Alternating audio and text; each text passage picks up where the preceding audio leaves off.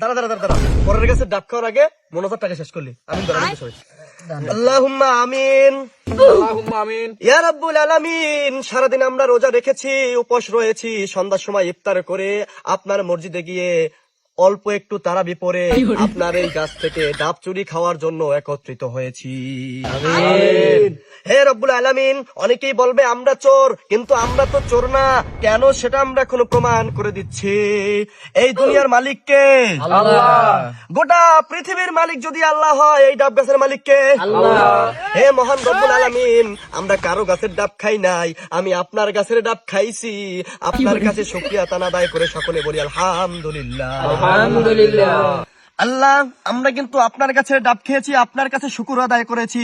তারপরও এলাকার কিছু মুরব্বীরা, কিছু মানুষ আমাদেরকে নিয়ে সমালোচনা করবে, আমাদেরকে চোর বলবে। তাদের বিচার আল্লাহ আপনি কাল কিয়ামতের দিন হাসরের ময়দানে আমাদের সামনে করবে। আমিন।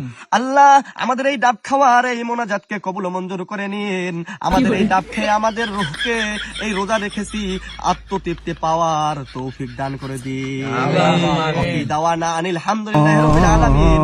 ডাব খাবার জন্য উৎসর্গ করা হোক। আমিন।